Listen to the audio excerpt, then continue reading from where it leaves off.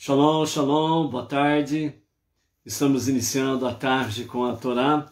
Hoje, no dia 17 de maio do ano 2021. E pelo nosso calendário judaico, hoje nós estamos no dia 6 de Sivan, do ano 5781, a contar da criação.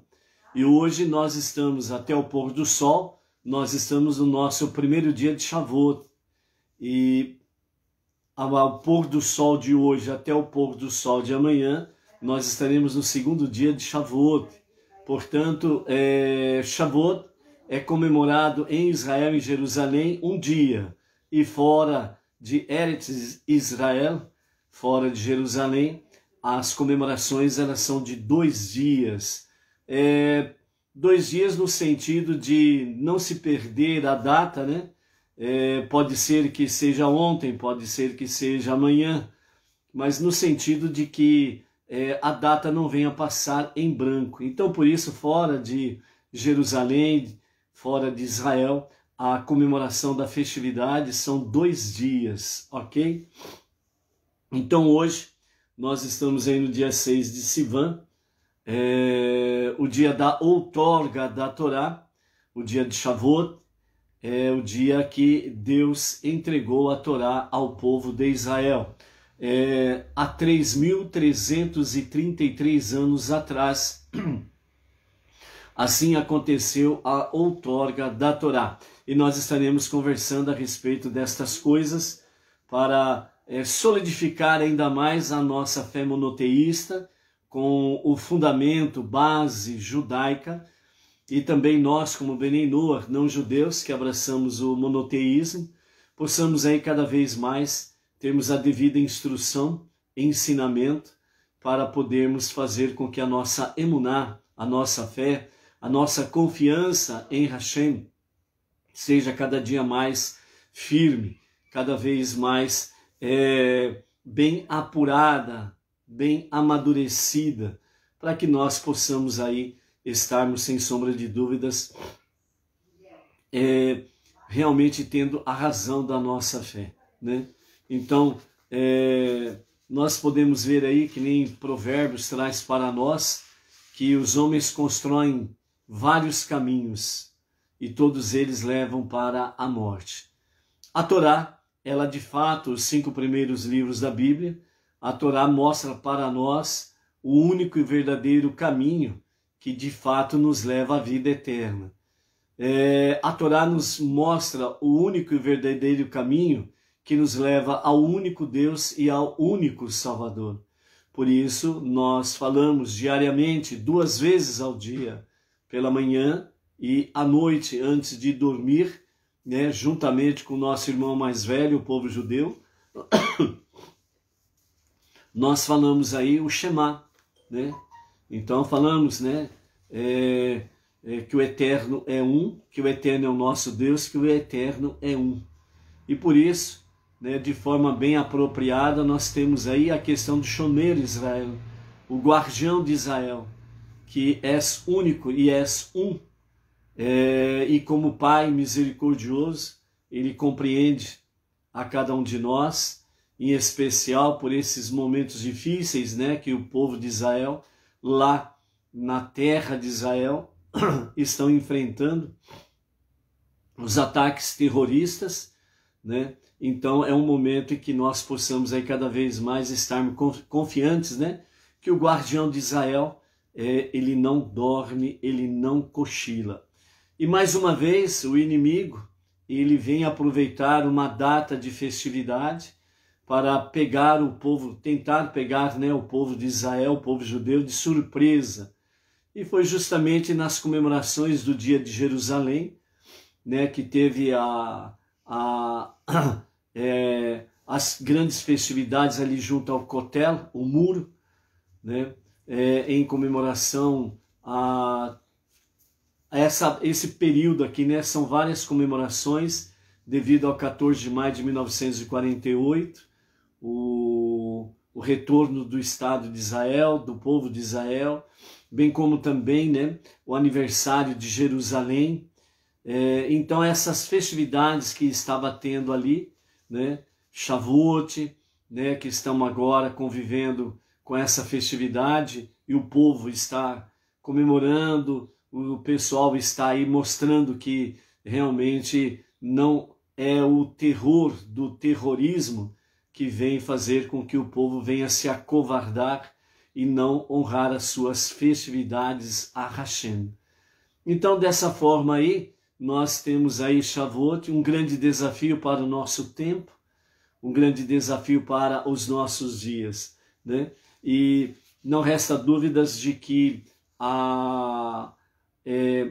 o próprio primeiro-ministro de Israel, Benjamin Netanyahu, fez um pronunciamento ontem ou anteontem, algo assim, fazendo um agradecimento por mais de 25 nações que declararam abertamente o apoio a Israel, ao direito de se defender, a autodefesa, ou, né, fazer com que eles possam reagir diante de uma agressão iminente e injusta, né? Então, mais de 25 países se declararam a favor de Israel na sua guerra contra o terrorismo, bem como também, né, o seu direito de existência, né? E nós realmente estamos a favor e apoiando todas as decisões de Israel em prol do povo. Por isso, desde 1948, em 14 de maio, o cântico sempre ecoou de lá para cá, Am Israel Chai, que significa o povo de Israel vive. E quando os nossos heróis, lá em 67, né, conquistaram, na Guerra dos 6 Dias, conquistaram a Cidade Velha de Jerusalém, reconquistaram, melhor dizendo, a Cidade Velha de Jerusalém, bem como o Kotel, o muro, e dessa forma os nossos heróis dessa batalha naqueles dias disseram, retornamos para não mais sairmos daqui. Então essa é a realidade que nós temos diante de nós, e não resta dúvidas de que tudo isso também é um alerta para as nações, um alerta para o próprio povo judeu e um alerta para as nações, que realmente os dias de Mashiach estão para chegar. E nós precisamos estar atentos a isso daí. Por quê? Porque, infelizmente, vários segmentos religiosos estão falando que esse período aqui, dos acontecimentos ali em Israel, com a guerra do terrorismo, né? Então, vários segmentos religiosos estão dizendo que isso daí vai fazer com que Israel venha precisar de um salvador da pátria. E que eles, nessa busca ansiosa por um salvador, eles irão fazer uma aliança com o anti-Mashiach, né? No qual eles chamam de anticristo. Então eles vão fazer uma aliança com o falso Messias, né? Por causa da sua ansiedade por salvação. 100% do que esses segmentos religiosos estão falando, 100% é tudo errado, 100% são falácias, 100% são invenções que surgiram através de Constantino, imperador romano, que decretou, né, as nações como, a partir de Roma, né, o cristianismo para todas as nações, né? E aí fizeram um novo livro, e eles têm vivido por esse novo livro sem o fundamento pleno da Torá, os 5 primeiros livros, dos profetas e dos escritos, né? Israel, ele não busca um salvador. Esse é o grande engano que esses segmentos religiosos ficam falando. Israel não busca um salvador.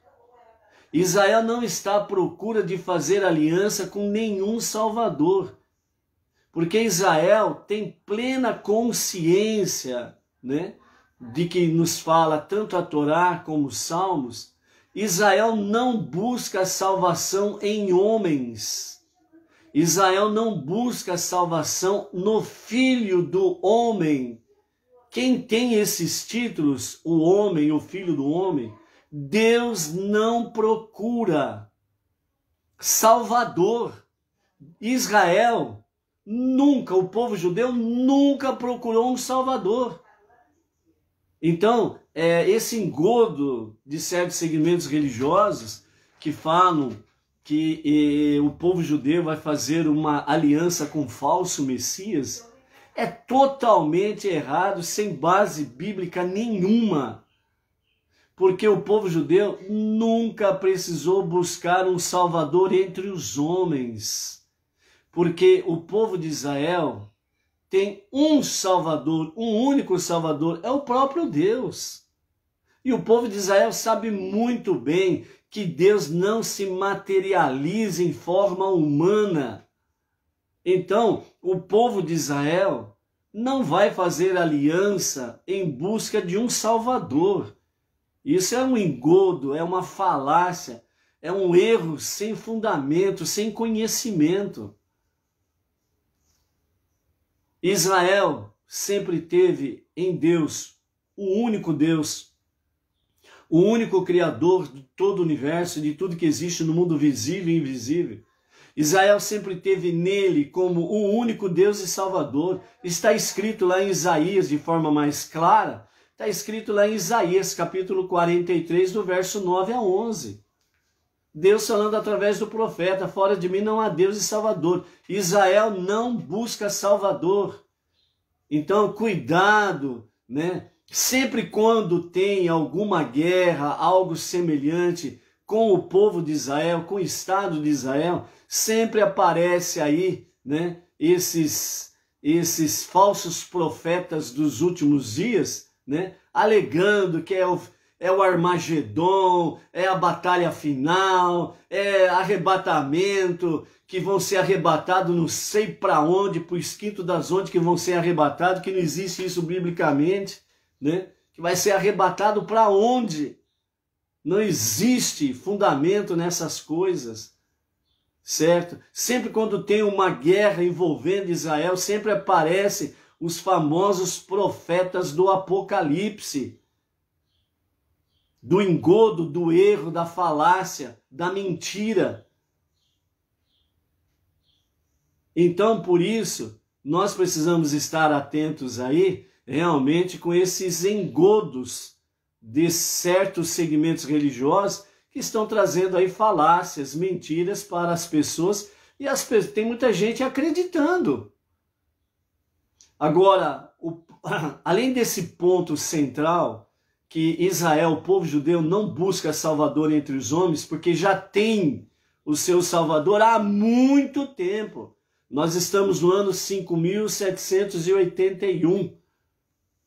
Hoje nós estamos comemorando Shavuot. Shavuot aconteceu há 3.333 anos atrás. São mais de 3.000 anos que o povo judeu, o povo de Israel já tem o Salvador. Então ele não busca Salvador, muito menos Salvador entre os homens. E muito menos ainda no Filho do homem, em quem não há esperança de salvação. No homem, no ser humano, não há esperança de salvação. Por isso o povo de Israel e aqueles que abraçam o verdadeiro monoteísmo não estão aí buscando Salvador coisa nenhuma. Nós não estamos buscando Salvador coisa nenhuma. Nós estamos aguardando a revelação do justo e verdadeiro Mashiach para a redenção final, onde todas as coisas serão saradas e curadas. Este Mashiach, ele não é Deus e nem Salvador.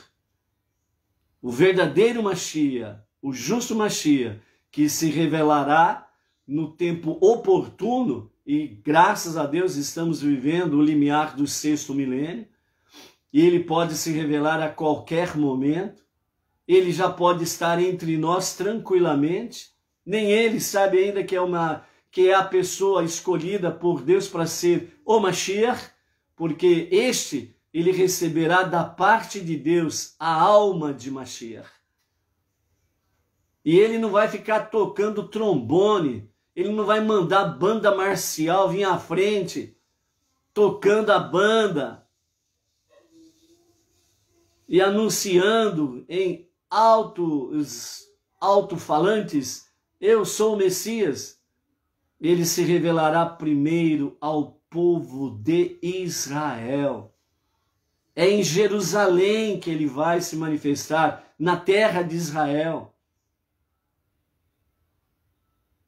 Ele poderá se manifestar primeiramente na Galileia, ele poderá se manifestar em qualquer lugar de Israel.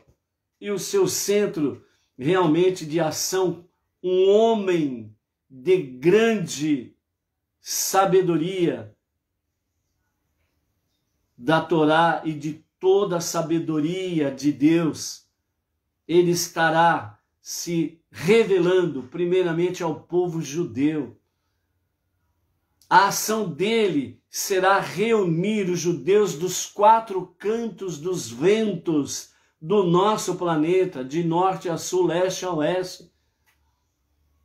Quando você ver realmente, de fato, acontecendo um grande êxodo dentre as nações do povo judeu para a terra de Israel, sem precedentes, ouça os passos de Mashiach. Ele está aí.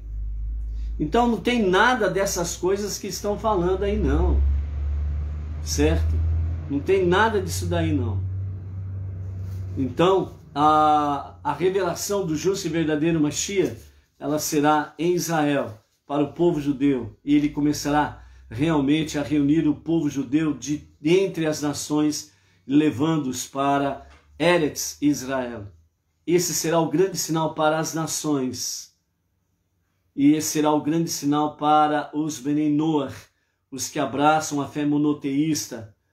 Tem a Ruach HaKodesh, o espírito de profecia de Hashem, e vão discernir as coisas de forma correta, e não essas falácias que muitos segmentos religiosos estão fazendo por aí, e falando por aí. Ó, quando você escutar qualquer coisa, ó,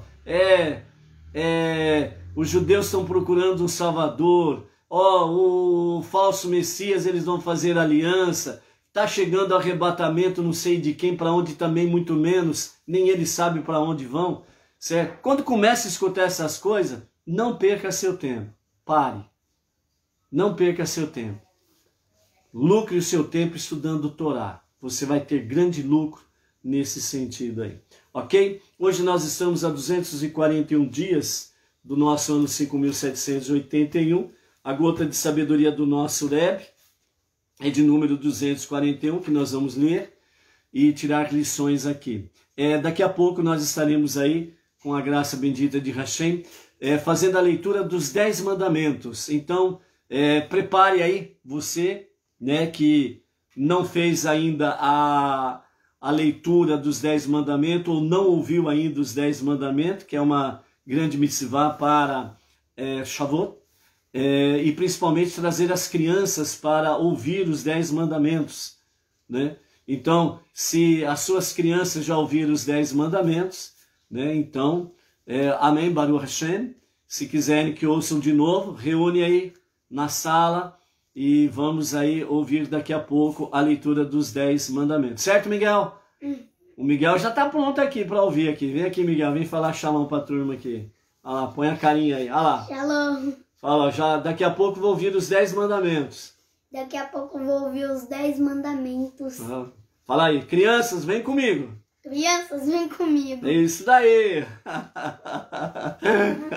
Então, o Miguel já está pronto aí. Lá na casa da minha outra filha, tá lá a Gabi, né? Olha lá, a Maria Luísa lá de Palmas Tocantins está falando oi para você, Miguel.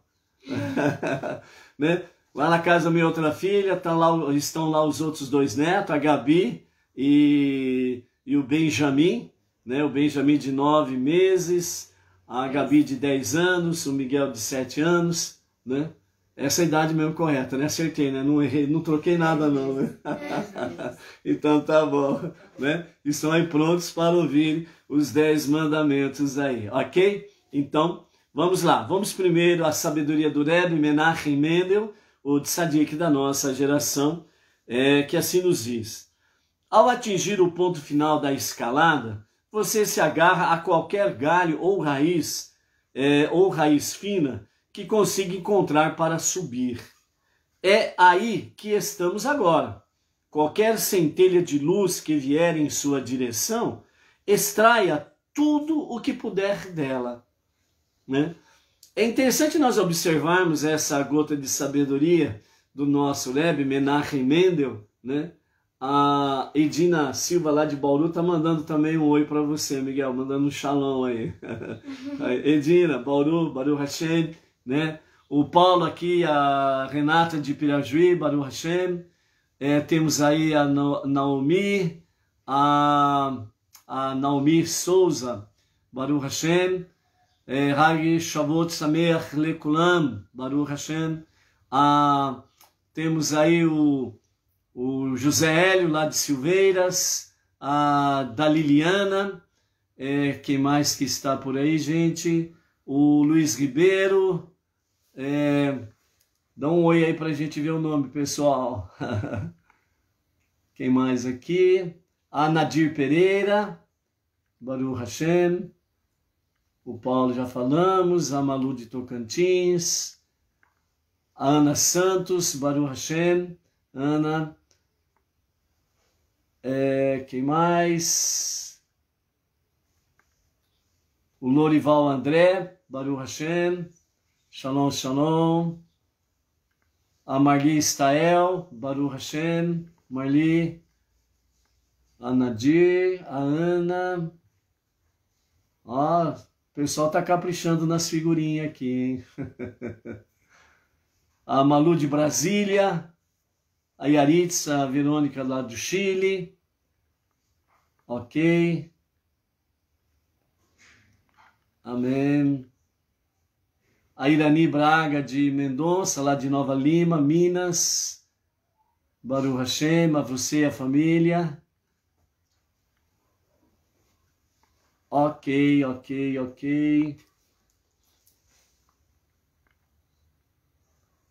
É isso daí. Voltando aqui à nossa gota da sabedoria do nosso Rebbe Menachem Mendel, né? É interessante nós observarmos aqui, temos a questão dos níveis de interpretação, né, da Torá, que os nossos sábios trazem, chamado Pardes, que é desde o nível simples até o nível mais elevado, mais profundo, né? Quando nós lemos aqui a nossa gota de sabedoria do Rebbe, olhando de forma simples, né? Ou interpretando de forma simples, no nível simples, ao atingir o ponto final da escalada, você se agarra a qualquer galho ou raiz fina que consiga encontrar para subir ou completar a sua subida. Isso daí está falando exatamente, por exemplo, uma coisa simples. Alguém faz uma escalada num determinado monte, algo semelhante, e quando ele chega no ponto final, né, o que tiver pela frente, ele se agarra para poder concluir a sua subida e sair do seu penhasco, do seu pesadelo, no sentido de cair no espaço vazio, né? Então se agarra a qualquer coisa para puxar e concluir a sua subida. Paralelamente, o Rebbe ele começa a trazer um pouquinho mais profundo essa visão da escalada, né? E ele diz assim: é aí que estamos agora. Nós estamos exatamente nesse ponto. Que ponto? O ponto, já vamos vamos adentrando a gota de sabedoria no nível mais profundo, mais elevado no significado espiritual. Então, é aí que estamos agora. Ou seja, o Rebbe está dizendo para nós que nós estamos chegando na conclusão da nossa subida para o momento propício para a revelação do justo e verdadeiro Mashiach. Qualquer centelha de luz que vier em sua direção, extraia tudo que puder dela. Ou seja, toda e qualquer centelha de luz que chegar a você, extraia tudo que você puder dela. Qual é esta centelha de luz que vem na tua direção? Você poderá dizer assim: Deus. Ok? Também muito propício. Qualquer centelha divina, qualquer centelha de luz, melhor dizendo, que vier em tua direção, em sua direção, extraia dela o que puder, o máximo que você puder. Agora, quando nós respondemos Deus é esta centelha de luz, ainda nós estamos respondendo de uma forma ainda um pouco superficial. Não que Deus é superficial, é a nossa resposta que é superficial. Por quê? Porque é muito fácil falarmos que a centelha de luz que vem em minha direção, como diz o Rebbe, falar que é Deus. Isso é muito fácil e qualquer um pode responder dessa forma. Mas não é exatamente isso que o Rebbe quer dizer para nós. O que o Rebbe quer dizer para nós é que você precisa extrair essa centelha de luz. De que forma? Estudo da Torá. Por quê? Porque você precisa trabalhar.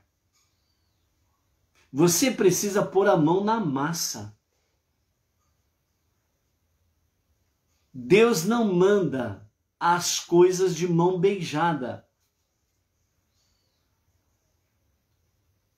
Porque Ele sabe que o ser humano, quando recebe as coisas de mão beijada, sem esforço nenhum, a sua grande tendência é menosprezar amanhã ou depois. Mas quando ele trabalha, quando ele labuta, quando ele faz o seu autossacrifício em trabalhar, em cavar, para poder encontrar os ricos tesouros, então ele dá valor. Ele dá valor.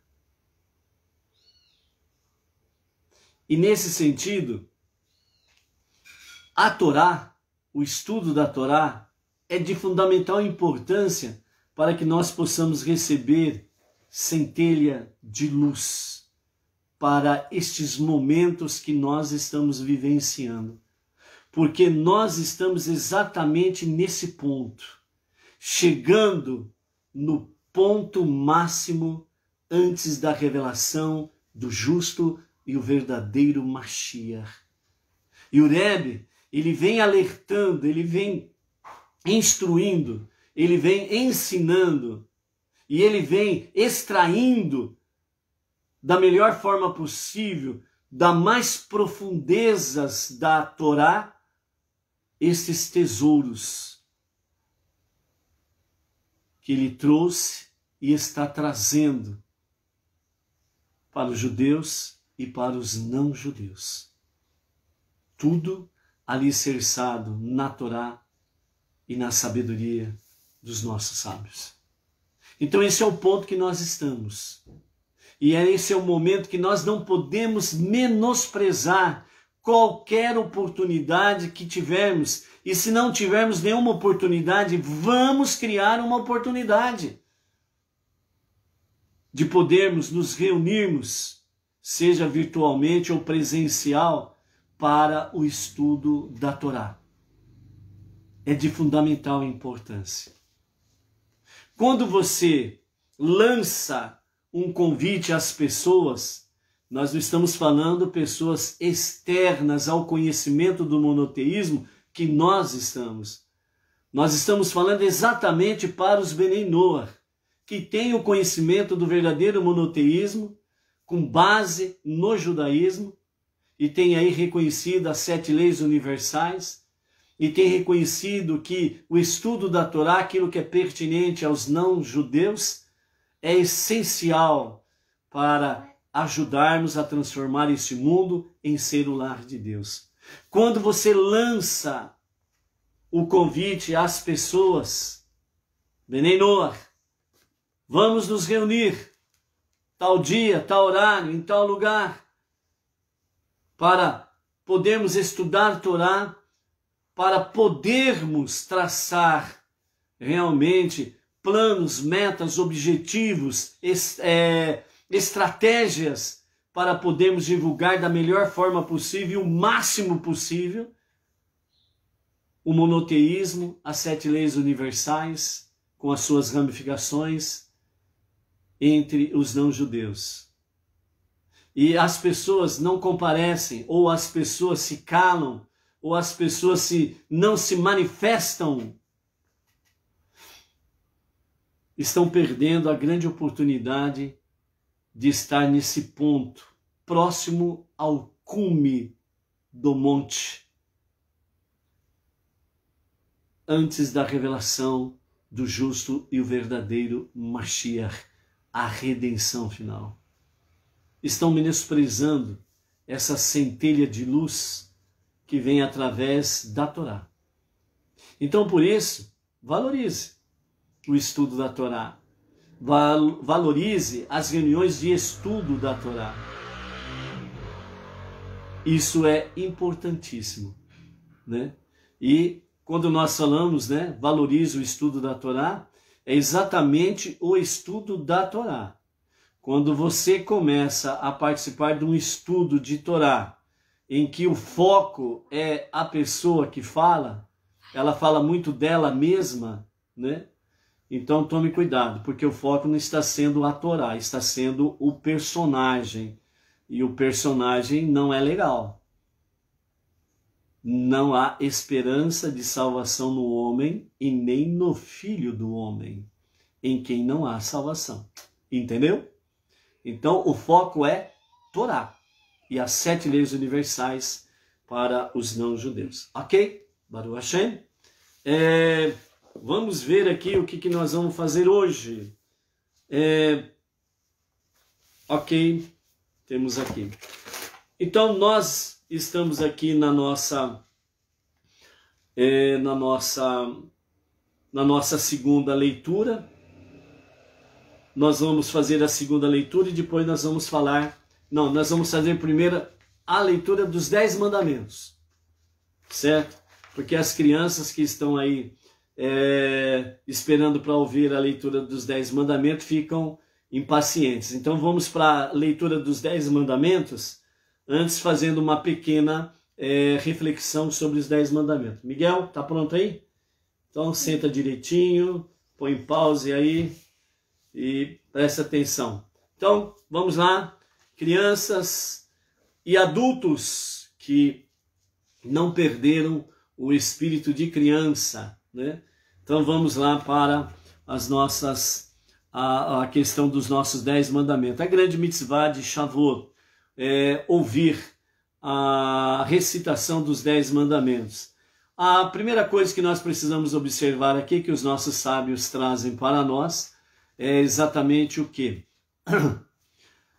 Quando se menciona a Aseret Hadibrot, mais comumente conhecido como os 10 mandamentos, algumas pessoas possuem uma falsa impressão de que existem 10 mandamentos que foram separados como sendo os mais importantes da Torá.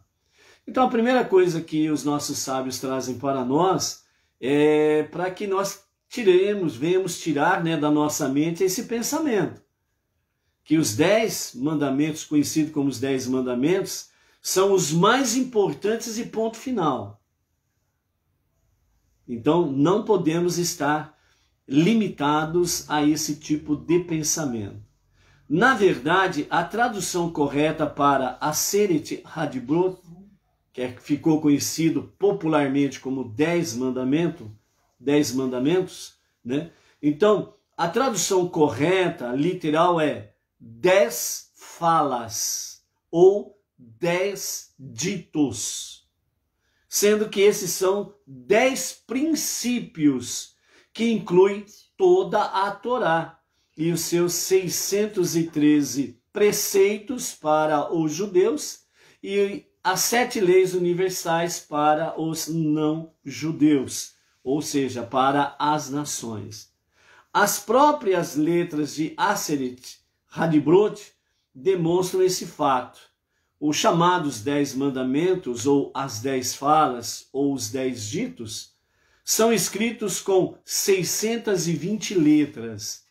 Então, o famoso 10 mandamentos, no hebraico, eles são escritos em 620 letras, em hebraico, ok? Então, dessa forma, 620 letras significa exatamente o quê? 613 preceitos específicos para os judeus e as 7 leis de Noar, ou as 7 leis universais para as nações, para o povo não judeu. Então, dessa forma, nos chamados 10 mandamentos, quando foi feita a outorga da Torá no Monte Sinai, mesmo quando as 70 nações rejeitaram a outorga da Torá, e o povo judeu aceitou a outorga da Torá, onde eles responderam, faremos e ouviremos. Significa, obedeceremos os mandamentos, e ouviremos significa, e depois vamos estudar os mandamentos, certo? Então, dessa forma, as nações, mesmo rejeitando a outorga da Torá, Deus, o soberano, o único Deus e único Salvador, Ele que é o Pai das misericórdias, mesmo assim, Ele incluiu na outorga da Torá para o povo judeu, Ele incluiu naquelas 2 tábuas de safira, onde foram ali impregnados, ou onde foram ali escritos pelo dedo de Deus, as 10 palavras ou os 10 ditos, Aseret Hadibrot, foram escritos em hebraico e foram 620 letras. O Pai das misericórdias, Ele mesmo assim incluiu as nações, Ele incluiu os não-judeus dentro da outorga da Torá para o povo judeu. Então, nesse sentido, os sábios falam que a ordem dada a Moshe e ao povo de Israel, nesta época, na outorga da Torá, ou seja, há 3.333 anos atrás, a ordem que Deus deu foi que não somente eles venham viver em obediência aos 613 mandamentos, mas que eles venham também levar aos não-judeus, às nações, as 7 leis universais, para ter uma conexão, os não-judeus e os judeus, num serviço do coração para Deus, num serviço de amor a Hashem. Por isso, temos também dentro desta questão o número 613. Então, se você separar 6 mais 1 mais 3, você vai ter uma soma, você vai ter um resultado de 10. Então, no 613, nós temos aí também a questão de 10, ou seja, os 10 ditos, as 10 palavras.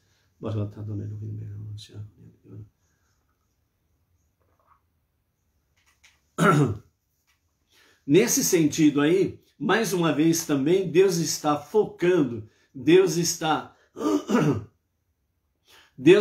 confirmando a Moshe e ao povo judeu que eles não podem menosprezar absolutamente nada de Aseret Hadibrot, ou seja, as 620 letras, 613 mandamentos para judeus e 7 mandamentos para as nações, o povo não judeu. Ok?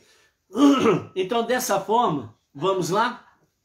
Vamos à recitação dos 10 mandamentos, as 10 palavras, ok? Então, vamos lá. Primeiro mandamento. Eu sou o Senhor teu Deus, que te libertou da terra do Egito, da casa da servidão. Segundo mandamento: não terás outros deuses diante de minha presença. Não farás para ti imagem esculpida, nem nada semelhante ao que há nos céus acima, ou na terra embaixo, ou na água debaixo da terra. Não te prostrarás diante deles, nem os servirás. Pois eu sou o Senhor teu Deus, um Deus zeloso, que visita a iniquidade dos pais nos filhos, até a terceira e quarta geração dos que aborrecem. Mas mostrarei bondade para centenas de gerações àqueles que me amarem e cumprirem meus mandamentos. Terceiro mandamento: não jurarás pelo meu nome, não jurarás pelo nome do Senhor teu Deus um juramento vão. Pois Deus não absolverá ninguém que use o seu nome em vão. Quarto mandamento: lembra-te do dia de Shabat para o santificar, pois 6 dias deverás trabalhar e cumprir todas as tuas tarefas, mas o 7º dia é Shabat de teu Deus. Não deves fazer nenhum trabalho. Tu, teu filho, tua filha, teu servo, tua serva, teu animal e o peregrino que estiver dentro de teus portões. Pois em 6 dias Deus fez os céus e a terra, o mar e tudo que neles está. E ele descansou no 7º dia. Por isso, abençoou o dia de Shabat e o santificou. Quinto mandamento: não honrarás teu pai e tua mãe. Honrarás, melhor dizendo, honrarás teu pai e tua mãe, para que se prolonguem teus dias sobre a terra. Aqui, nesse quinto mandamento, honrarás teu pai e tua mãe, foram escritos na tábua que estava à direita de Moshe. A partir de agora, a tábua à esquerda de Moshe vem os próximos 5 mandamentos. E os próximos 5 mandamentos é uma relação entre o ser humano com o seu próximo. Os primeiros 5 mandamentos estão diretamente no relacionamento entre o homem, o ser humano e Deus. Ok? Então, 6º mandamento: não matarás. 7º, não adulterarás. 8º, não furtarás. O 9º, não dirás falso testemunho contra o teu próximo. E o 10º mandamento: não cobiçarás a casa do teu próximo. Não cobiçarás a mulher do teu próximo, e seu servo, e sua serva, e seu boi, e seu asno, e tudo que seja de teu próximo, não cobiçarás. Então aqui estão os 10 ditos, as 10 palavras, Aseret Hadibrot, ok? Então, crianças, vocês acabaram de participar da mitzvah principal de Shavuot, ok? Baruch Hashem. Então, amados, vamos então para a nossa segunda leitura e depois nós vamos voltar em Shavuot. Aí nós vamos falar por que Deus revelou a Torá no deserto, ok? Né? Não resta dúvidas que a nossa segunda aliá, ela acaba fazendo parte do próprio dia de Shavuot, porque uma das recomendações para Shavuot é exatamente estudar Torá. Então, vamos à nossa segunda leitura da Torá, ok? Então, a nossa segunda leitura da Torá, da Parashá desta semana, nós estamos na 35ª Parashá, Nassô, que significa levante, e está no capítulo 4 de Números, e nós vamos ler do verso 29 ao 49, que assim nos diz: conte os descendentes de Merari, verificando a sua linhagem familiar, de acordo com suas casas paternas.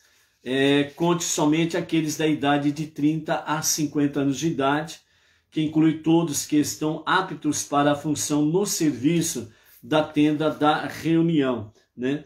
Então, nós já vimos aí a questão dos descendentes de Kehat, dos descendentes de Gershon, e agora nós estamos vendo os descendentes de Merari.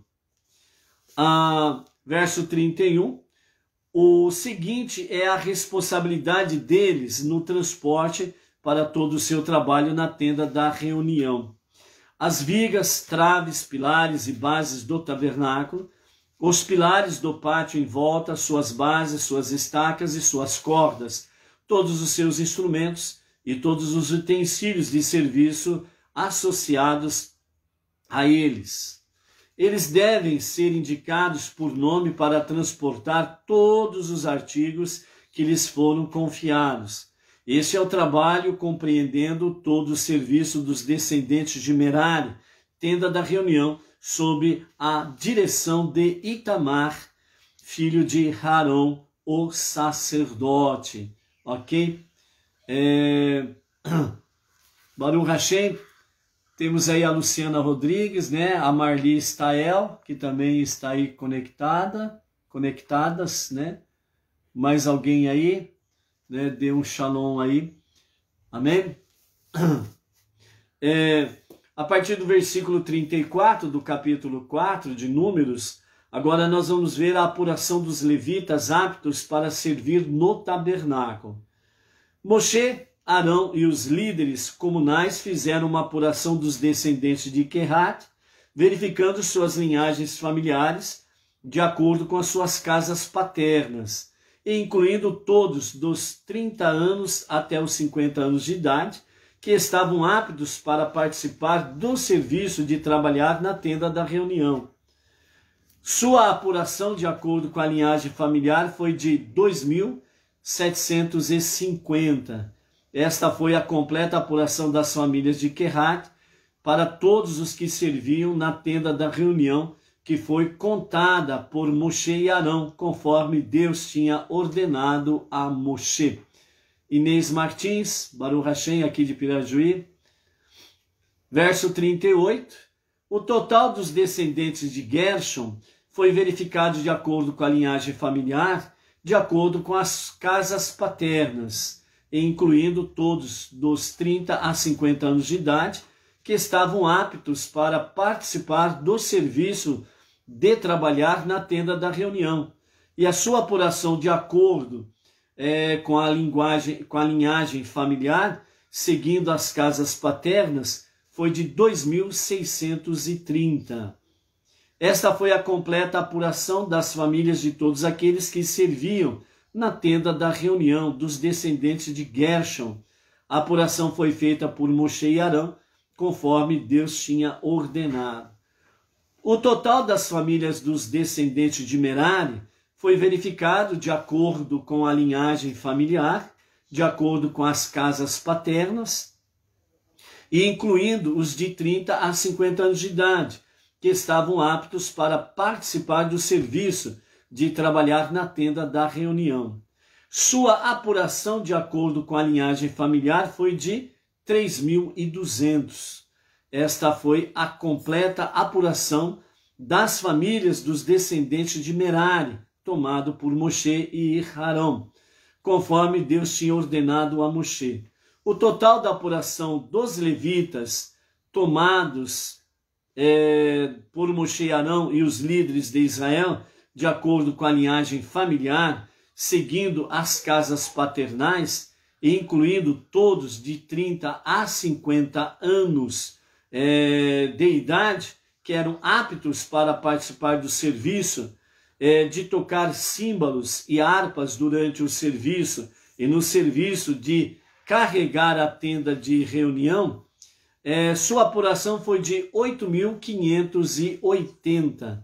Eles foram assim contados por ordem de Deus, cada indivíduo designado por Moshe de acordo com seu serviço, sua carga e suas tarefas fixadas, conforme Deus tinha ordenado a Moshe. E aqui nós encerramos a nossa segunda aliá. Baruch Hashem, Danilo da Silva e Claudinei Alexandre. Shalom, shalom a vocês, família. Baruch Hashem, ok? Antes de nós voltarmos à questão de Shavuot, apenas uma palavra aqui sobre a importância dos descendentes de Merari, né? Segundo os nossos sábios, o judaísmo exige que sejamos, né, orgulhosos e ambiciosos, cheios de amor próprio e com uma sede para conhecimento e crescimento. É isso mesmo? Os nossos sábios trazem esse questionamento. Assim precisa ser o judeu? Ou nós devemos ser apenas humildes e submissos, com plena consciência de que nós somos completamente sem valor na presença do nosso Criador? Então tem esses dois patamares, ou esses dois níveis, né, em que os sábios trazem com referência especificamente falando, como é a outorga da Torá especificamente ao povo judeu, e o trabalho dentro do tabernáculo, né, envolvendo especificamente o povo judeu. Então, os sábios trazem esses dois questionamentos. Precisamos, como judeus, precisamos ser orgulhosos, ambiciosos, cheios de amor próprio e com uma sede para conhecimento e crescimento? Ou precisamos ser apenas humildes e submissos, em plena consciência de que nada somos diante do nosso Criador?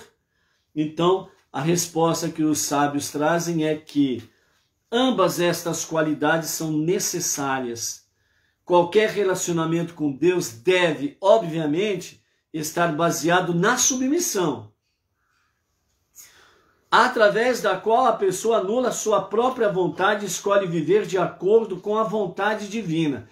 Essa submissão, ela precisa ser real, presente, verdadeira e de fato, que significa a vivência nessa submissão, certo?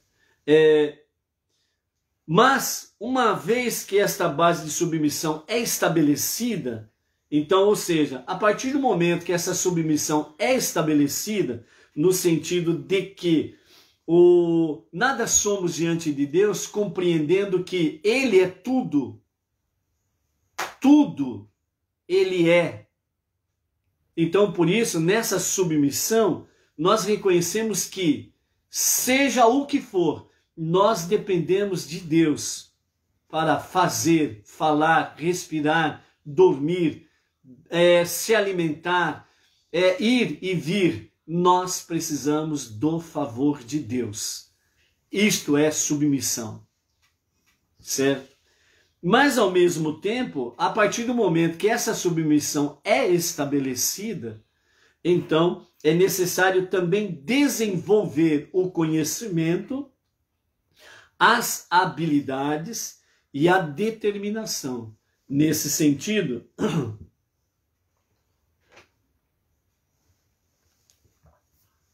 pois Deus nos pôs neste mundo para transformá-lo. E isso simplesmente não acontecerá a menos que nós alimentemos as qualidades de ambição e desejo para a realização. Então, o que os sábios trazem para nós é o seguinte: a base, submissão. Nós temos que ter essa base, submissão irrestrita a Deus. Isso, primeiro nível, o povo judeu, o filho primogênito de Deus, e através deles, né, através do povo judeu, vem para as nações. Então, o exemplo que é dado aqui para o povo judeu, que serve para cada um de nós, sem sombra de dúvida. Então, a base é submissão a Deus. É aqui, nessa base, que nós precisamos estar alicerçados. Submissão. Se tirar a submissão, fica um espaço vazio. Não há base, não há fundamento, há apenas abismo. Isso quando a pessoa se envolve com todo o seu eu, acaba fundindo-se no seu eu e vai para baixo. Mas quando a submissão é estabelecida, significa que a pessoa reconhece que ela é nada diante de Deus. A base é submissão.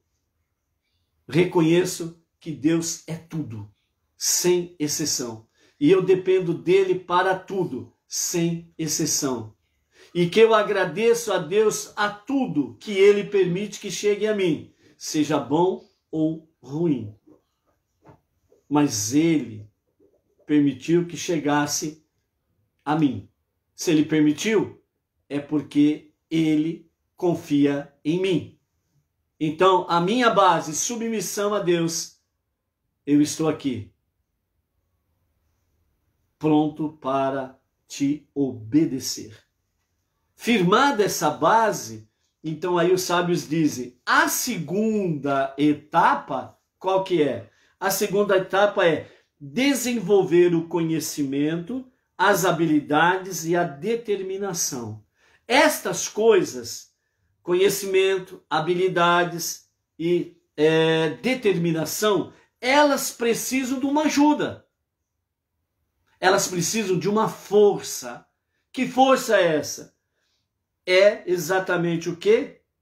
As qualidades de ambição e desejo para a realização. Quando se fala aqui qualidades de ambição e desejo para a realização, eu não preciso mais focar na questão negativa, no sentido de que a ambição, né, aquela questão negativa para o mal, para o meu próprio eu, para o engrandecimento do meu ego.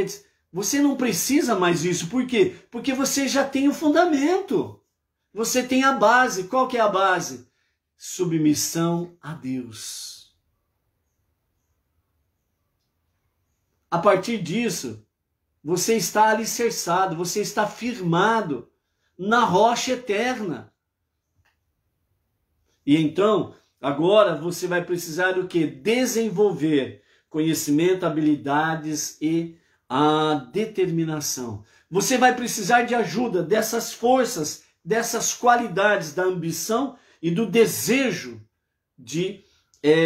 para a realização destas coisas. Ou seja, o que os sábios querem trazer para nós aqui é o seguinte, amados, né?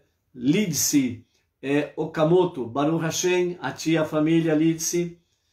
O que os sábios querem trazer para nós é o seguinte: o que está inserido nessas qualidades de ambição e desejo para a realização é o fogo de Deus. Esse fogo de Deus é aquele que nós já vimos lá atrás, no livro anterior, Shemot. Nós vimos exatamente o que? Este fogo por Deus significa o nosso desejo ardente, o nosso amor fervoroso, o nosso amor elevado para com Deus e tudo aquilo que está ligado a Ele. Então, eu preciso desta força, eu preciso desta ajuda, dessas qualidades positivas da ambição e do desejo, ligados ao fogo divino, ao fogo de Deus, que significa o amor fervoroso para com Deus. Então, nesta força, eu tenho condições de desenvolver o conhecimento, as habilidades e a determinação. Por quê? Porque você precisa dessa força. E ele começa com a submissão, que é o seu autossacrifício na presença divina, no altar de Deus. O sacrifício do seu ego, do seu eu, do seu egocentrismo. Você sacrificou isso? Base, alicerce, submissão. E aí você tem que se esforçar mais ainda. Para o quê? Para a obediência. Como disse o povo judeu, exemplo para nós. Nós faremos e ouviremos. Nós obedeceremos e estudaremos. A partir do momento que nós estamos nessa base de submissão e estamos indo em frente, na obediência, então o estudar a Torá e as 7 leis universais estão exatamente dentro do escopo que os sábios trazem, de desenvolver o conhecimento, as habilidades e a determinação. Então você vai seguir em frente com qual finalidade? Para que você vai desenvolver o conhecimento? Para que você vai desenvolver as habilidades no trabalho, no serviço a Hashem? Por que você vai se desenvolver a determinação? Ou seja, é de fato isso que eu quero e vou seguir em frente. Qual finalidade? Os sábios respondem: porque Deus colocou cada um de nós neste mundo para transformar este mundo. Você tem esse foco, você tem essa meta, então você está no caminho certo. Simplesmente está no caminho certo. Porque você está honrando a finalidade que Deus te colocou neste mundo. Ele não te fez cair aqui de paraquedas. Aliás, Deus, ele não é nenhum comediante. Ele é sério.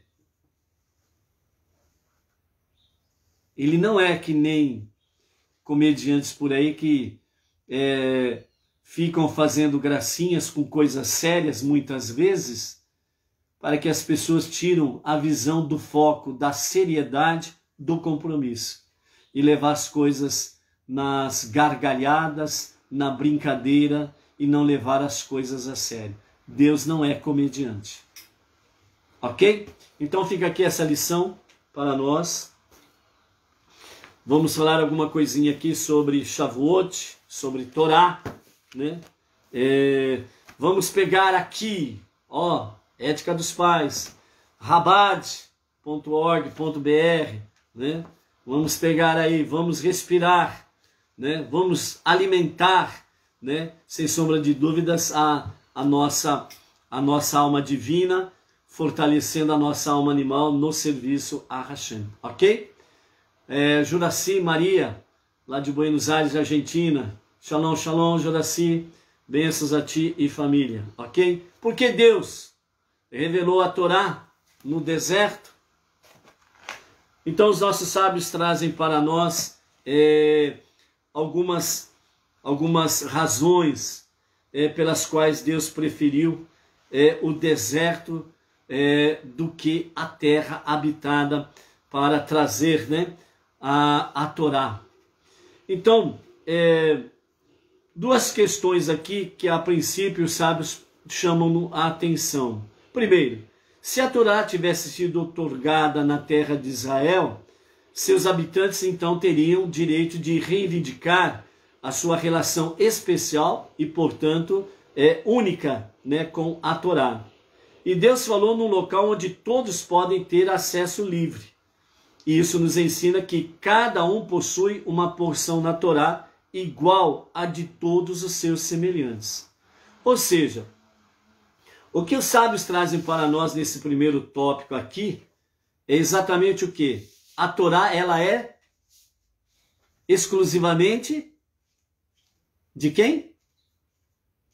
Quem ousa dar uma resposta? A Torá, ela é exclusiva de quem? Só tem uma palavra para falar.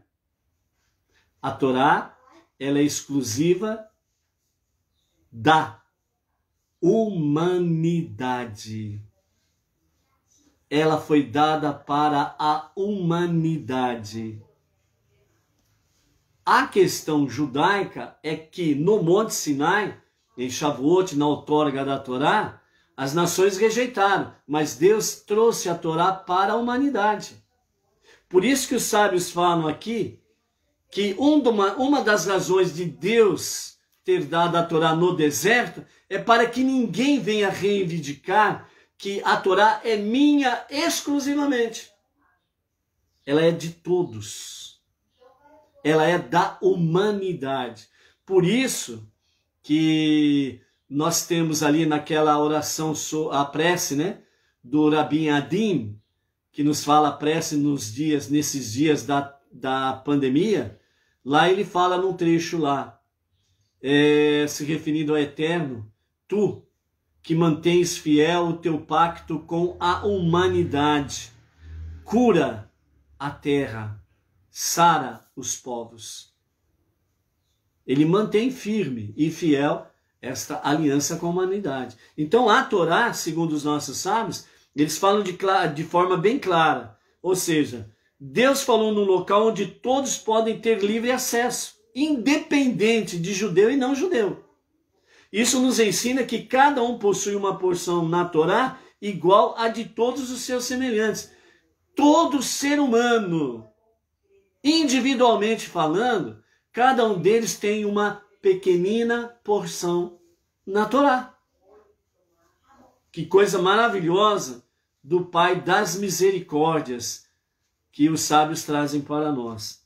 Então, essa é uma questão. A segunda questão aqui que os sábios nos chamam a atenção, né, revelando a Torá no deserto, Deus nos ensina que, a fim de tornar-se grande no estudo da Torá, a pessoa deve fazer-se semelhante ao deserto, ou seja, sem dono e sem proprietário, né? Então, com a revelação da Torá no deserto, o ensinamento de Deus é que qualquer pessoa, ela deve, né, buscar realmente a erudição da Torá, o estudo da Torá. Ele pode buscar, mas ele precisa, sem sombra de dúvidas, fazer-se semelhante ao deserto, que significa sem dono ou proprietário. O que significa nisso daqui, por exemplo? Né? Nós estamos vendo aí, né, pessoas que estão aí estudando Torá e começam a formar grupos pessoais. Nós não somos grupos pessoais, nós somos do movimento Bnei Noach Brasil. Ao estarmos ligados no movimento Bnei Noach Brasil, nós temos um rabino na nossa liderança, o rabino Yaakov Gerenstad. Estamos dentro da Torá, dentro do padrão da Torá, dentro da sabedoria da Torá. As comunidades locais e regionais ligadas ao movimento Bnei Noach Brasil, no caso nosso específico, certo? Então, nós estamos aí, nesse sentido, aprendendo e transmitindo essa realidade. A Torá, ela não tem dono. A Torá não tem um proprietário específico. Então isso significa, mais uma vez, os sábios trazendo para nós que a Torá foi entregue no deserto porque ela é um direito de todos. É um direito de toda a humanidade, sem exceção. O diferencial que nós encontramos aqui, amados, é que o povo judeu abraçou a Torá e tem vivido por ela. Esse é o grande diferencial entre os judeus e os não-judeus.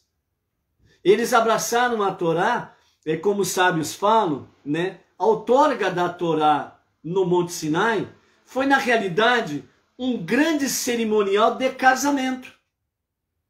As nações rejeitaram esse casamento. Deus deu o direito às nações, à humanidade, de participar da Torá e desse casamento. Rejeitaram. Mas o povo de Israel não. O povo de Israel correspondeu ao amor de Deus. Abraçou esse amor. E casou. E fez o casamento.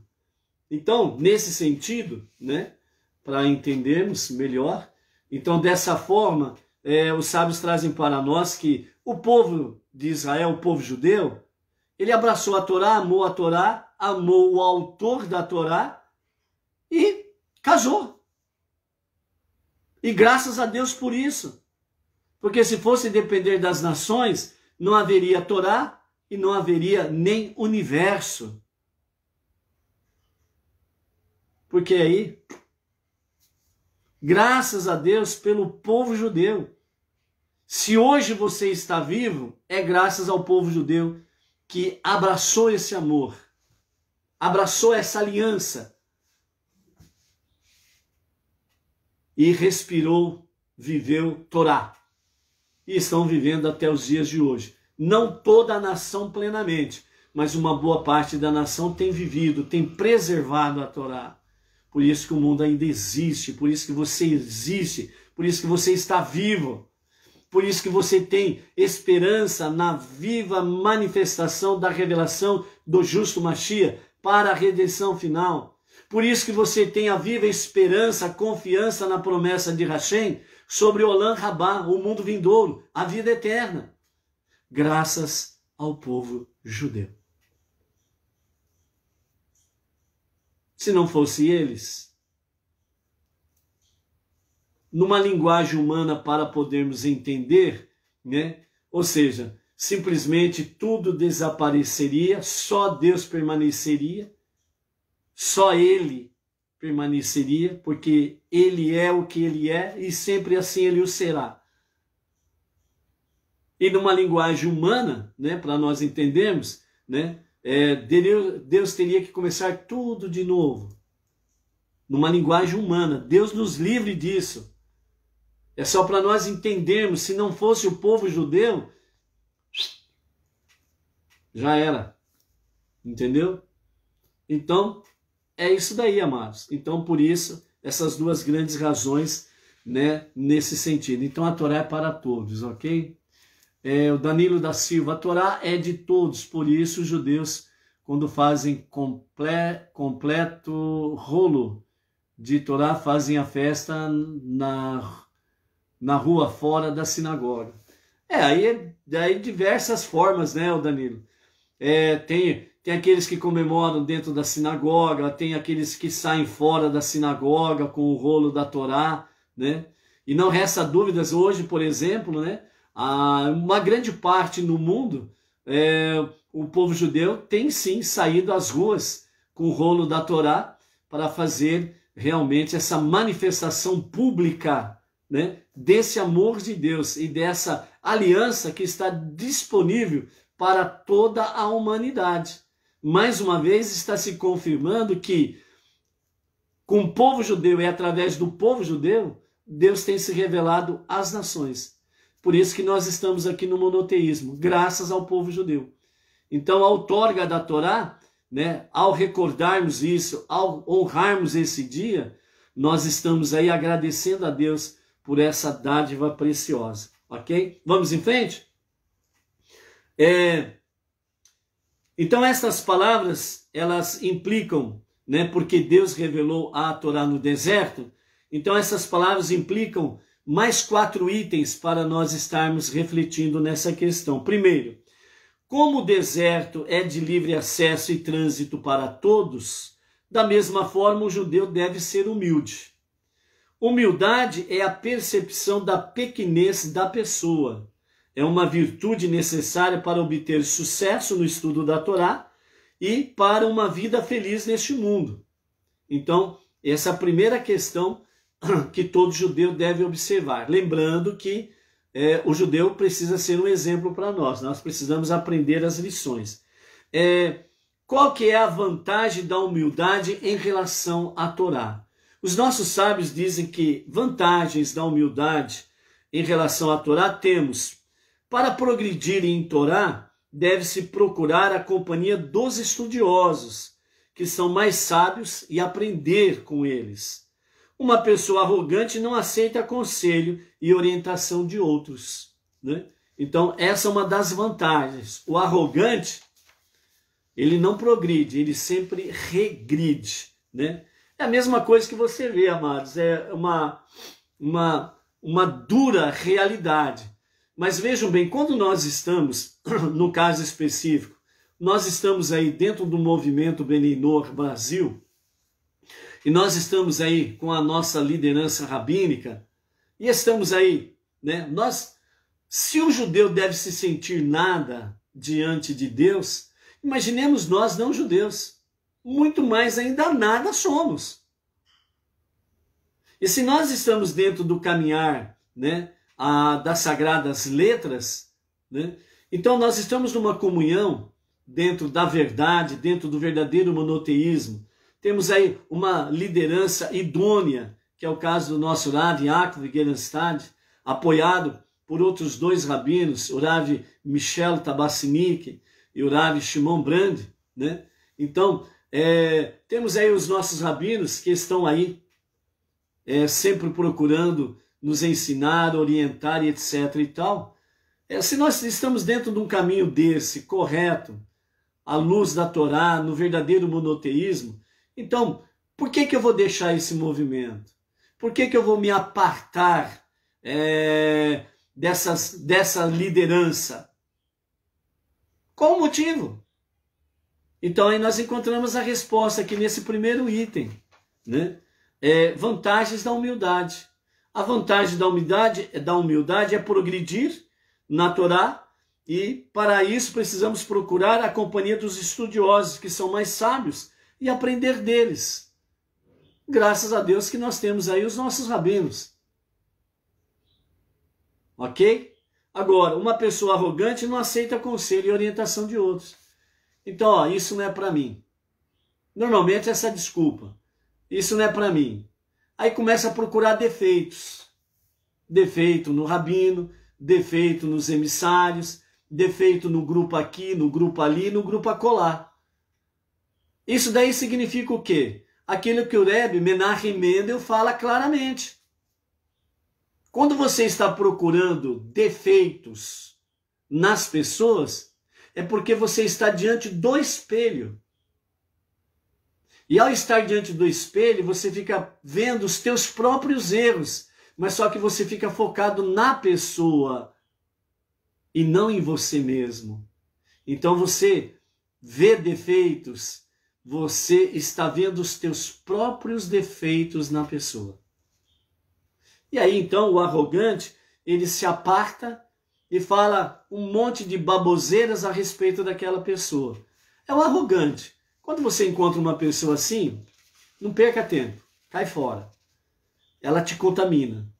Porque normalmente essas pessoas elas são muito sutil.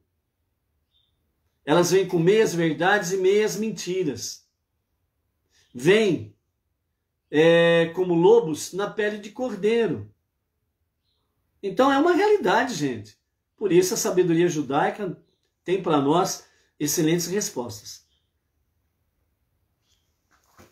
Ok? Jafa Torres, shalom, shalom. Silvana Peixoto, shalom, shalom, aqui de Garça, né? Nossa querida parente, prima, Baruch Hashem aí, ok? Vamos para o outro item aqui que nos fala com referência a essas palavras, né? Porque Deus revelou a Torá no deserto. As vantagens da humildade. A segunda vantagem que nos comenta aqui é alguém que está convencido de sua própria superioridade não se empenhará em cumprir os mandamentos, que não considera importantes, nem investir muitos esforços em preencher os detalhes requeridos por outras, né? Aqui está dentro daquela questão. Qual é a vantagem do humilde? Com referência ao convencido. O humilde, ele sempre diz, não sei nada. Aí eu ainda não aprendi nada, eu preciso de aprender mais. Ele procura sempre o quê? Conviver com pessoas mais sábias que ela. Né? Uma das grandes vantagens da pessoa humilde é que ela sempre procura pessoas melhores do que ela. Entendeu a chave? Aquele famoso ditado que nós conhecemos muito bem, né? O boi preto cheira boi preto. Ou seja,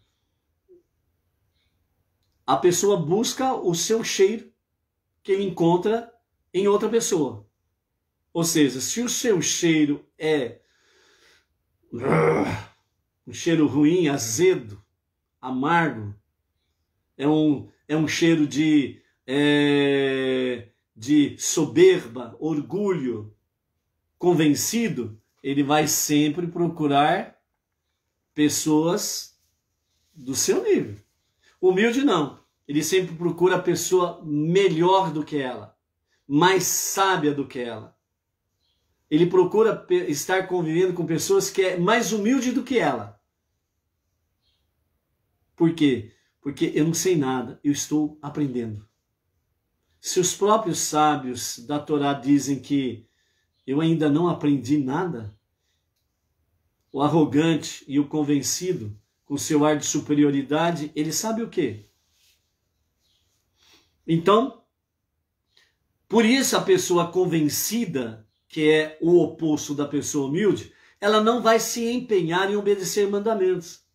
Então ela vai classificar mandamento. Não, esse mandamento é muito pequeno para mim. Esse mandamento é muito simples para mim. De onde já se viu? Eu, uma pessoa tão superior, eu sou uma pessoa tão cheia de conhecimento, isso daí não é para mim, não. Então, a diferença da pessoa humilde e da pessoa soberba, arrogante, convencida, é que ela menospreza a simplicidade. E a sabedoria mais simples são aquelas que mais alegram o coração de Deus e que mais traz realmente o favor de Deus em nosso benefício.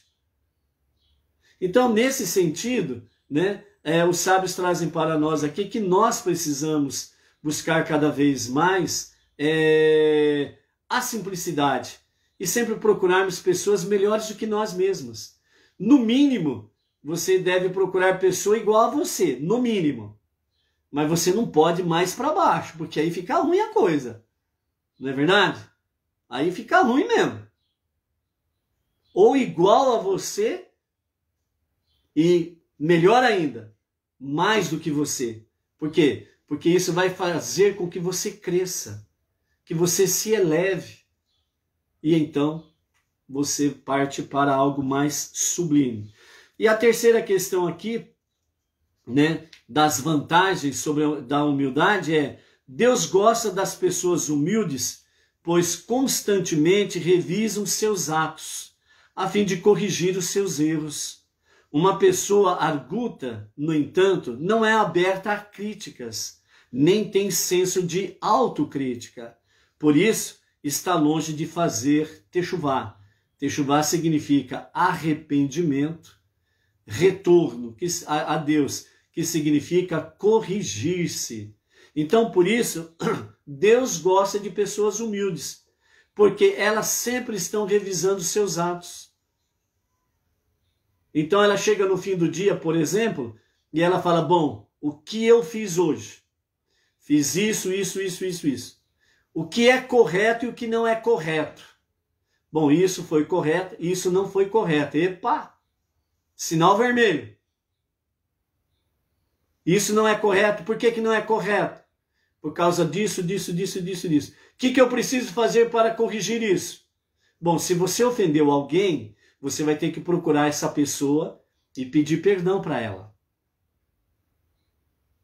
Esse é o primeiro passo para corrigir. Se alguma coisa foi errada com o próximo, você precisa procurar o próximo e corrigir-se. Pedir perdão para ela. Ok? Né? Você falou alguma coisa que não devia, então você tem que fazer o quê? Bom, amanhã eu já sei que eu tenho que medir as minhas palavras melhor. Antes de falar, eu preciso pensar 2 vezes. E assim sucessivamente. Então, uma pessoa arguta que não é aberta a críticas é aquela pessoa fechada. Ela é fechada dentro de si mesma.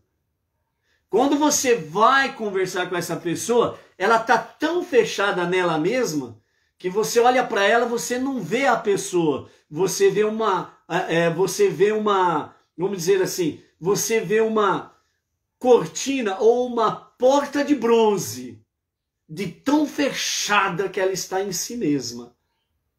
Você fala com ela, você sente como a sua palavra batendo no metal e voltando. Você fala: meu Deus do céu, essa pessoa está que nem um chumbo, nada entra no coração dela. Então, esse tipo de pessoa, ela não é aberta a críticas, Se você for falar alguma coisa para ela, se prepare, porque vai vir uma avalanche de palavras, gestos agressivos contra você. Por isso, Provérbios diz, não perca o tempo com o tolo, porque você arruma um inimigo. Então você percebeu que essa pessoa arguta, fechada, carrancuda, essa pessoa porta de bronze, não perca tempo. Provérbios fala, não perca tempo com o tolo. Você vai arrumar um inimigo e você vai arrumar briga e nós não estamos aí para brigar. Mas se você conversa com uma pessoa sábia, qual é a pessoa sábia? É aquela que é humilde. É aquela que aceita a crítica e ela sabe fazer autocrítica.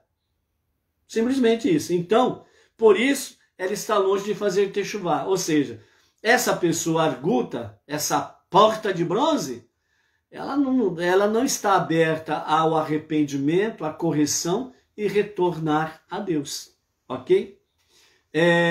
Antônio Márcio Braga Silva, Baruch Hashem, Antônio Márcio, o emissário nosso do lado do Rio de Janeiro, Baruch Hashem, fez um excelente guia de Shavuot aí para os grupos, aí para os Benei Noah. Parabéns, Antônio Márcio.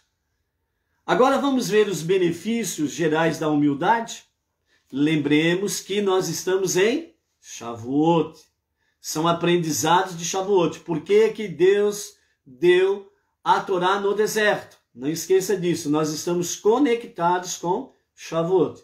Já fizemos a recitação dos 10 mandamentos, a Aseret Hadibrot, literalmente as 10 palavras, os 10 ditos. As nossas crianças já ouviram e já estão brincando por aí. E os adultos, entre aspas, permanecem aí, né?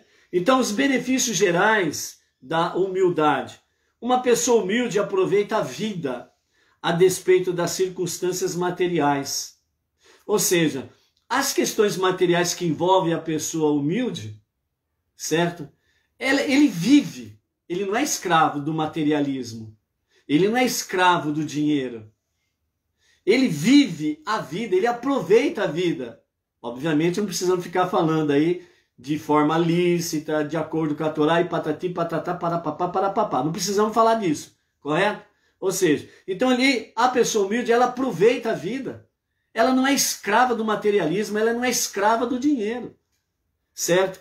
E as questões circunstanciais materiais, ela sempre procura voltar para a questão da Torá, das coisas pertinentes ao monoteísmo. Sempre tirando, né, a sua porção para aplicar nessas questões aí, né? E ao mesmo tempo sabe viver e aproveitar a vida com sabedoria, né? Enquanto uma pessoa arrogante não está satisfeita com seu quinhão. A pessoa arrogante, ela sempre quer mais. Se ela ganha 10, ela quer 100. Se ela ganha 100, ela quer 1000. Se ela ganha 1000, quer 10.000 e assim sucessivamente. Ela nunca está satisfeita com o que tem. Ela nunca agradece a Deus pelo que tem. Enquanto que a pessoa humilde, ela agradece a Deus o que tem, o que ela recebeu de Deus. Por isso o Provérbios fala, o pouco com Deus é muito. É muito. Por quê? Porque ele multiplica. Por isso é um dos benefícios gerais de sermos humildes. O presunçoso, ele está convencido de que Deus e seus semelhantes lhe devem por seus talentos, contribuições ou méritos. Ele não é suficientemente recompensado com reconhecimento ou dinheiro. Sofre de descontentamento e frustração. Ou seja, o presunçoso, ele acha que Deus e os seus semelhantes são escravos dele. Por isso, você encontra por aí essas pessoas descontentes e frustradas, que elas usam muitas vezes a própria religião para se satisfazerem os seus apetites desordenados, materiais, financeiros, e depois acabam caindo na luxúria, né? Acabam caindo na luxúria. Aí você vê cada barbaridade que não tem tamanho, né? Que não são os absurdos que você Misericórdia, né? Então, quando essas pessoas descontentes, frustradas, são pessoas que realmente são perdedoras, elas usam a religião para dominar as pessoas e fazer, entre aspas, com que Deus e as pessoas sejam escravas dela. Elas acham que esses tipos de lideranças, por exemplo, eles acham que Deus é obrigado a dar a elas riquezas financeiras e materiais. Acha que é obrigação de Deus fazer com que elas sejam ricas. E elas colocam os seus semelhantes como seus escravos pessoais, onde muitas acabam, pela indução que essas pessoas exercem, porque elas têm uma boa dialética, uma boa didática para dominar as pessoas pela palavra, acabam influenciando, as pessoas acabam se envolvendo com o engodo delas, e tem muitas aí que perdem carro, propriedades, casas, né, salários, e por aí afora vai, né? Tem até certos movimentos religiosos que falam que para que os seus seguidores façam empréstimos bancários para dar no segmento religioso dela. Então, por aí você vê, realmente são pessoas frustradas, acham que Deus e as pessoas são obrigadas a sustentá-las nas suas questões de riquezas e materialismo. Muito diferente do que nós estamos aprendendo na Torá, né? A questão das tribos, elas realmente ajudarem em todas as questões financeiras, materiais e de próprio alimento para com aqueles que estão envolvidos com os estudos de Torá, né? Muito diferente isso daí, porque há um retorno espiritual e prático nesse sentido, e não um engano, né? Tanto é que dentro desse escopo, né, ninguém está obrigado a ajudar a nossa sinagoga, Beit Rabad no Brooklyn, as comunidades regionais, né? Tanto a nossa sinagoga sede lá no Brooklyn, São Paulo, com a liderança do Rav, bem como as comunidades regionais, através dos seus emissários, sempre estão falando aí das pessoas voluntariamente contribuírem. Tanto é que sempre a nossa live tem aí, né, na descrição as questões nossas aí, quem quer contribuir. Tem aí os canais, certo? Para o fazer. Então, não é obrigação, não ficamos aí obrigando ninguém, nem pegando no pé. E ó, fulano, você não contribuiu esse mês, ó, você vai para o esquinto dos infernos, hein? Cuidado, hein? Não tem essa questão, né? Essa questão de nós, graças a Deus, né? Os nossos sábios e as nossas lideranças não são pessoas frustradas, não são pessoas descontentes, tristes, que vivem na sua tristeza. Graças a Deus nós somos pessoas abençoadas e vitoriosas. Baruch Hashem por isso, ok? Continuando aqui os outros benefícios, né? Nós temos aí, se o infortúnio atinge uma pessoa arrogante, ela se ressente demais. Uma pessoa humilde, por outro lado, consegue superar os problemas, as inconveniências e situações desagradáveis da vida. Ela simplesmente busca em Deus realmente as respostas e a bênção e a vitória. Uma pessoa humilde faz amigos. Uma pessoa que se sente o centro do universo, ela não consegue fazer amigos. Ela coloca apenas pessoas interesseiras ao seu redor. Ela não pode perdoar aqueles que a insultam ou não a tratam com deferência e, como resultado, dificulta a sua aproximação e relacionamento com outras pessoas, né? Então, são esses benefícios que nós encontramos aí. A segunda categoria, o porquê que Deus revelou a Torá no deserto, nós temos aí, os nossos sábios dizem assim, parecendo-se com o deserto, também implica que o judeu deve estar pronto a sacrificar conforto material em prol da Torá. O conceito de deserto sugere o oposto à civilização, com seus luxos e confortos materiais. Um judeu pode esperar progredir no estudo da Torá e cumprimento dos mandamentos somente se estiver preparado para fazer algum sacrifício em assuntos terrenos. Ou seja, quando nós nos dedicamos realmente à questão do estudo da Torá, ao conhecimento, à sabedoria da Torá, nós precisamos estar dispostos a altos sacrifícios, né? Parecendo como o deserto, né? Então, muitas vezes, nós abrimos mãos, né, de confortos ou algo semelhante para podermos nos dedicarmos ao estudo da Torá, crescermos nesse conhecimento e podemos compartilhar a sabedoria e o conhecimento da Torá. Então, por isso, realmente é parecendo-se com o deserto, né? Então, nós não estarmos aí, porque eu estou trazendo aqui o estudo da Torá, então Deus tem obrigação de me abençoar com riquezas e bens materiais, etc. O meu semelhante, aqueles que estão aí, né, recebendo essa dádiva, tem obrigação de fazer alguma coisa por mim. Quando a pessoa está nesse pensamento, além dela estar totalmente fora daquela base, lembra? Submissão, certo? Ela está totalmente fora da Torá. Então ela está ali, na verdade, pregando, entre aspas, né, o seu próprio eu. E aí o resultado não é bom, ok? Então, na maioria das vezes, é impossível atingir a perfeição em todas as áreas. Por exemplo, é difícil um homem ser tremendamente bem-sucedido nos negócios e, ao mesmo tempo, altamente criativo nos estudos diários da Torá. Uma família pode se ver obrigada a escolher entre o tipo de férias que quer ou uma cara educação em uma yeshivá, né, uma escola, para seus filhos e assim por diante, né?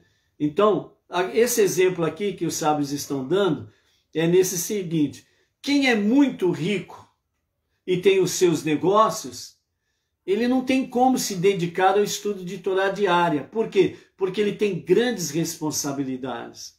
Ele é uma pessoa que teme a Deus, ele é um monoteísta, certo? Então o que ele vai fazer? Aquilo que a própria Torá fala. Ele vai realmente envolver o seu campo material, ele vai elevar ao campo espiritual.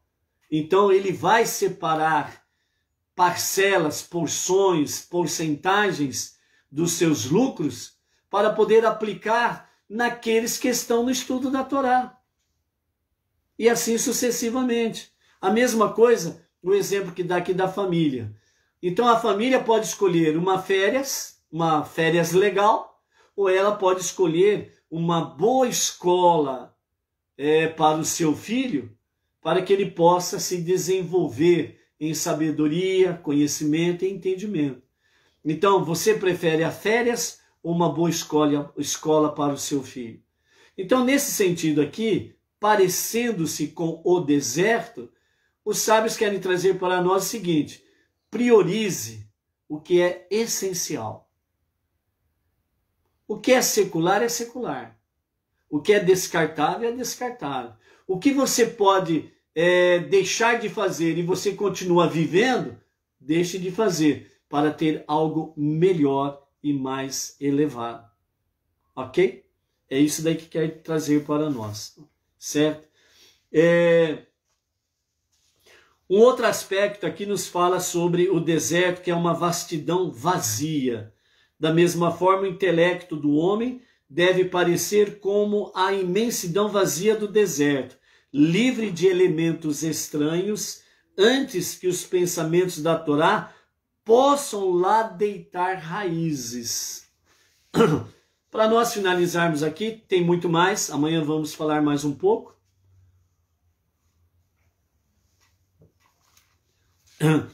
Nesse último aspecto aqui, vastidão vazia, os sábios trazem para nós sobre a questão da nossa mente.